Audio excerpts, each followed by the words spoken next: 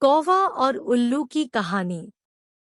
बहुत समय पहले किसी घने जंगल में पक्षियों की सभा लगा करती थी। जानवर अपनी परेशानी राजा को बताते थे और राजा उसका हल निकालते थे। लेकिन एक जंगल ऐसा भी था जिसका राजा गरुड़ सिर्फ भगवान विष्णु की भक्ति में लीन रहता था। इससे परेशान होकर हंस, तोता, कोयल व कबूतर जैसे तमाम पक्षियों ने एक आम सभा बुलाई। सभा में सभी पक्षियों ने एक स्वर में कहा कि हमारे राजा गरुड़ हमारी ओर ध्यान ही नहीं देते। तभी मोर ने कहा कि हमें अपनी परेशानियों को लेकर विष्णु लोक जाना पड़ता है। सभी जानवरों की दुर्गति हो रही है, लेकिन हमारे राजा को कोई फर्क नहीं पड़ता। उसी वक्त हुदहुद चिड़िया ने एक नया राजा बनाने का प्रस्ताव रखा। कोयल ने कुहू कुहू और मुर्गे ने कुकड़ुकू की आवाज निकालकर इसका समर्थन किया। इस तरह घंटों चली सभा में परेशान पक्षियों ने आम सहमति से एक नया राजा चुनने का फैसला लिया। अब राजा को चुनने के लिए रोज बैठक होने लगी। कई दिनों तक चर्चा करने के बाद सभी ने आपसी सहमति से उल्लू को राजा चुन लिया। नए राजा का चुनाव होते ही सभी पक्षी उल्लू के राज्य अभिषेक की तैयारियों में जुट गए। तमाम तीर्थ स्थलों से पवित्र जल मंगवाया गया और राजा के सिंहासन को मोतियों से जड़ने का कार्य तेजी से होने लगा। सारी तैयारियां होने के बाद उल्लू के राज्याभिषेक का दिन आया। मुकुट, माला, सब सामान तैयार था। तोते मंत्र पढ़ रहे थे। तभी दो तोतों ने राज्याभिषेक से पहले उल्लू से लक्ष्मी मंदिर जाकर पूजन करने को कहा। उल्लू फौरन तैयार हो गया और दोनों तोतों के साथ पूजा के लिए उड़ गया। उसी समय इतनी तैयारियां और सजावट देखकर कौआ आ गया। कौए ने पूछा, अरे, इतनी तैयारियां किस खुशी में, उत्सव क्यों मनाया जा रहा? इस पर मोर ने कौए से कहा, हमने जंगल का नया राजा चुना है।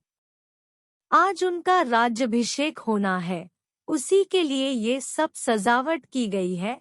इतना सुनते ही गुस्से से लाल कौए ने कहा, ये फैसला लेते समय मुझे क्यों नहीं बुलाया गया?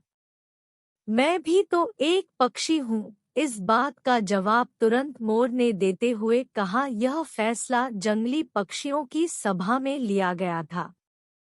अब तुम तो बहुत दूर इंसानों के शहर और गांव में जाकर बस गए हो। गुस्से में काले कौए ने पूछा, किसे तुमने राजा चुना?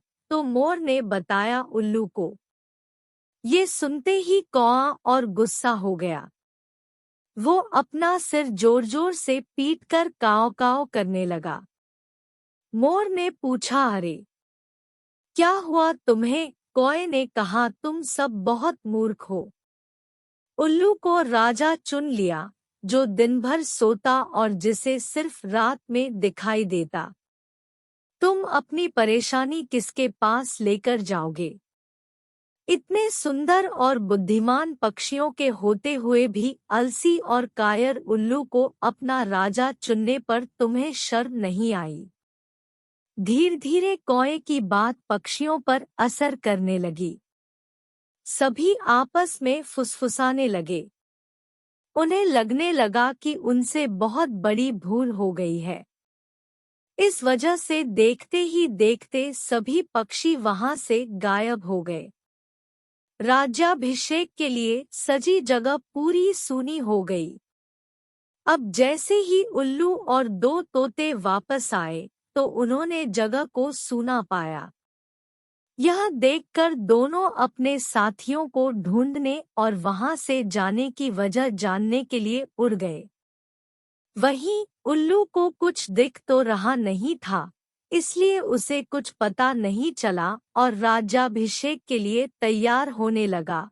लेकिन चारों तरफ शांति होने पर उसे शक हुआ।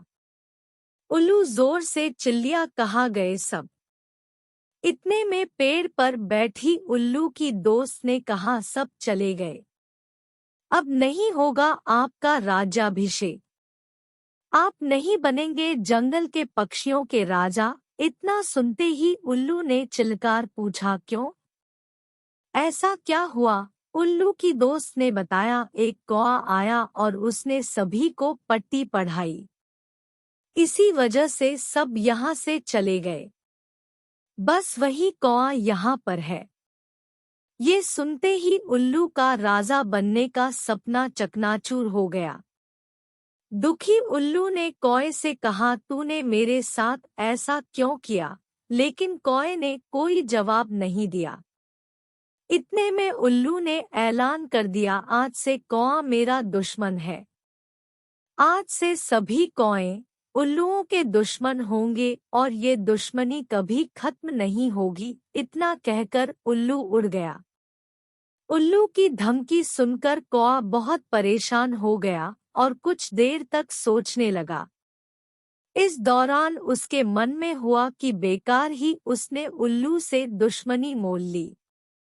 उसे काफी पछतावा भी हुआ, लेकिन अब वो कुछ नहीं कर सकता था क्योंकि बात बिगड़ चुकी थी। किसी सोच में कौआ वहां से उड़ गया। तब से उल्लू और कौए की दुश्मनी चलती आ रही है। इसलिए मौका मिलते ही उल्लू कौओं को मार देते हैं और कौए उल्लुओं को। कहानी से सीख।